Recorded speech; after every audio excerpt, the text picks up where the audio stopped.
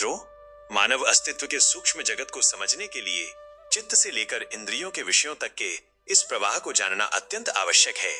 यह चार्ट ये दर्शाता है कि किस प्रकार हमारे भीतर की सबसे सूक्ष्म शक्ति बाहर की स्थूल दुनिया से जुड़ती है। आइए इन कड़ियों की गहराई से व्याख्या करें। यह क्रम सूक्ष्म से स्थूल, सूक्ष्म से प्रत्यक्ष की ओर होने वाली यात्रा है। चित्त हमारा वो गहरा तल है जहां संस्कार संचित होते हैं, जबकि विषय वो बाहरी जगत है जिसे हम भोगते हैं। इनके बीच चेतना, वृत्तियां, ऊर्जा और इंद्रियां एक सेतु का कार्य करती हैं। इस प्रवाह को समझना ही स्वयं के तंत्र को समझने की कुंजी है। अक्सर हम केवल बाहरी विषयों को बदलने का प्रयास करते हैं, जबकि समस्या की जड़ हमारे चित्त और वृत्तियों में होती है। इस चार्ट का ज्ञान हमें यह समझने में सहायता करता है कि हमारे व्यवहार और इंद्रियों के पीछे कौन सी अदृश्य शक्तियां कार्य कर रही हैं। जब तक हमें यह बोध नहीं होगा कि ऊर्जा कहां से प्रवाहित हो रही है, हम अपनी चंचल इंद्रियों पर नियंत्रण प्राप्त नहीं कर पाएंगे। इस सूक्ष्म संरचना को समझने का लाभ यह है कि व्यक्ति कारण पर कार्य करना सीख जाता है। वह इंद्रियों को दबाने के स्थान पर अपनी वृत्तियों और चित्त को शुद्ध करने पर ध्यान देता है। इसके विपरीत अज्ञान की हानि यह है कि व्यक्ति केवल बाहरी प्रलोभनों, तन्मात्राओं में उलझा रहता है और अपने भीतर हो रहे ऊर्जा के क्षय को नहीं देख पाता। बिना इस बोध के मनुष्य अपनी चेतना को निम्न स्तरों पर ही बिखेरता रहता है। सूक्ष्म से स्थूल तक के सोपानों का विश्लेषण। चेतना का बाहरी जगत से जुड़ने का क्रम इस प्रकार है।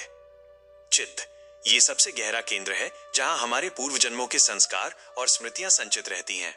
यह वह भूमि है जहां से हर विचार का बीज अंकुरित होता है। चेतना चित्त की वो अवस्था जो सक्रिय होती है। चेतना वह प्रकाश है जो चित्त में छिपे संस्कारों को जीवन प्रदान करता है। वृत्तियां चेतना जब चित्त के संस्कारों के संपर्क में आती है तो मन में लहरें उठती हैं, जिन्हें वृत्तियां कहते हैं। ये हमारे विचार और दृष्टिकोण को निर्धारित करती हैं। ऊर्जा वृत्तियों के अनुसार शरीर में प्राणिक ऊर्जा का संचार होता है। यदि वृत्ति क्रोध की है तो ऊर्जा अशांत होगी। यदि वृत्ति करुणा की है तो ऊर्जा शांत होगी। इंद्रियां ऊर्जा जब विशेष केंद्रों आंख, कान, नाक आदि के माध्यम से बाहर निकलती है तो वे इंद्रियां कहलाती हैं। इंद्रियां वो उपकरण हैं जो ऊर्जा को बाहरी दुनिया तक ले जाती हैं। तन्मात्राएं विषय यह अंतिम पड़ाव है। इंद्रियां जिस सूक्ष्म तत्व को ग्रहण करती हैं उन्हें तन्मात्राएं कहते हैं, जैसे रूप, रस, गंध, स्पर्श और शब्द। यही वे विषय हैं जिनसे संसारी व्यक्ति बंधा रहता है। आत्ममंथन हेतु प्रश्न। क्या आपकी इंद्रियां बिना किसी नियंत्रण के केवल तन्मात्राओं, विषयों के पीछे भाग रही हैं? क्या आप अपनी इंद्रियों की सक्रियता के पीछे छिपी हुई ऊर्जा और वृत्तियों को देख पा रहे हैं? आपके चित्त में किस प्रकार के संस्कार प्रधान हैं? वे जो आपको विषयों की ओर धकेलते हैं या वे जो आपको शांति की ओर ले जाते हैं?